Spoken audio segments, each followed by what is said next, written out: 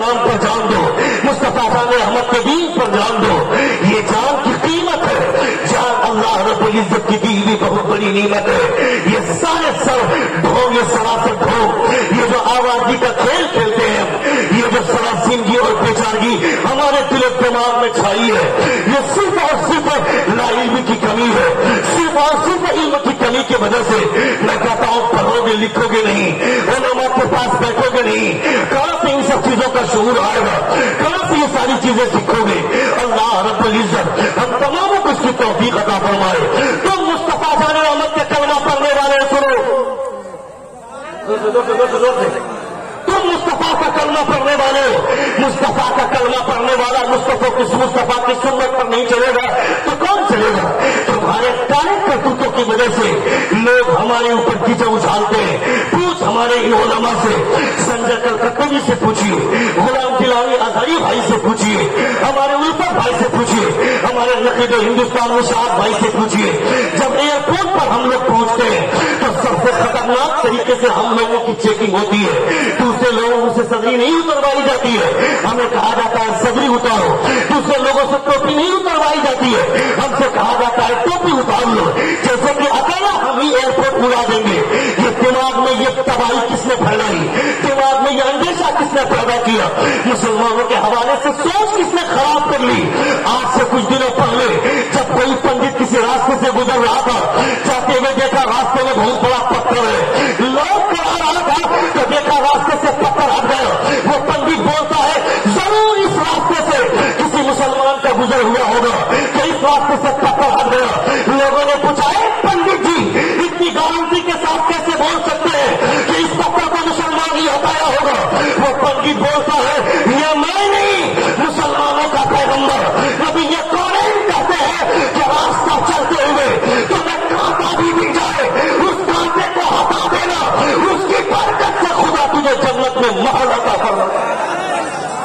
یہ ہے تعلیمات مصطفیٰ, یہ ہے مصطفیٰ جان احمد کی تعلیمات کی خوشبو. مگر ہم نے سب کچھ چھوڑ دیا, ہم نے ساری چیزیں بھلا دی. دیکھ لیا سلمان خان کو, وہ اپنے ہاتھ میں کڑا پہن کر گھوم رہا ہے, یہ بھی کڑا پہننے لگا. دیکھ لیا کہ وہ کان میں جھمکا پہن رہا ہے, یہ بھی جھمکا پہن کر گھومنے لگا. میں کہتا ہے ظالم, یہ کان چھڑوانا یہ حضرت حاضرہ کی سنت ہے, یہ عورتیں چھڑوائیں گی, مگر تو کان کیوں چھڑا رہا ہے؟ تو اپنے کان میں ہول کر کے یہ کان میں جھمکا لگا کر گھوم رہا ہے. بتا تو بارات جائے گا یا تیری بارات آئے گی؟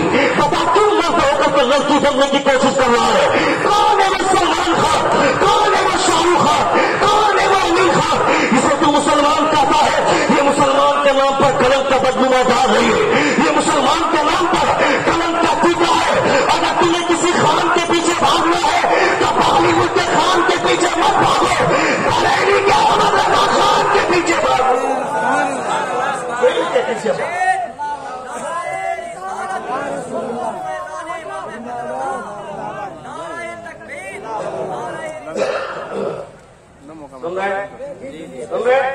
کتنے لوگ سن رہے تھے؟ ہاتھ لگا کہیں یا رسول اللہ, اور دوست کہیں یا حبیب اللہ.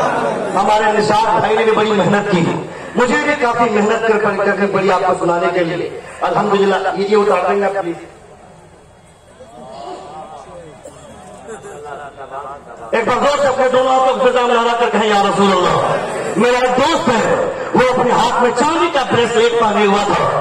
میں نے اس سے پوچھا کس کو اتار دو؟ وہ بولتا ہے مولانا صاحب آپ میرے دوست ہیں اس لیے میں آپ کو بتا دیتا ہوں. میں نے کہا بتائیے نا صاحب. وہ بولتا ہے کہ میں اس بریسلیٹ کے بجائے کچھ دوسرا کہیے گا, میں آپ کو عالم ہونے کی حیثیت سے بھی عزت دوں گا, دوست ہونے کی حیثیت سے بھی آپ کی بات مانوں گا, مگر اس بریسلیٹ کو اتارنے کے لیے مت کہیے. میں نے کہا کیوں نہیں اتارو گے, کیا بات ہے اس بریسلیٹ میں؟ کہا صاحب یہ بریسلیٹ بہت قیمتی ہے. کہا کیوں قیمتی ہے؟ کہا میرے برتھ ڈے کے موقع سے میری گرل فرینڈ نے مجھ کو گفٹ کیا ہے, مجھ کو تحفہ دیا ہے. میں کہتا ہے ظالم, ایک لڑکی اگر گفٹ میں کوئی چیز پیش کرتی ہے تو اس کی قیمت اتنی بڑھ جاتی ہے. مصطفیٰ تیرے لیے خدا کی جانب سے نماز کا تحفہ لے کر کے آئے ہیں, اس نماز کے تحفے کی قدر کتنی ہونی چاہیے؟ تم نے کتنی قدر کی؟ اذان ہوتی ہے, ہم اپنے گھر میں سوئے رہتے ہیں, صبح میں جو مرغا باندھتا ہے الصلاۃ خیر من النوم کی صدا لگاتا ہے, کیا لگتا ہے تم کو کہ मुर्गा सिर्फ बांध देता है।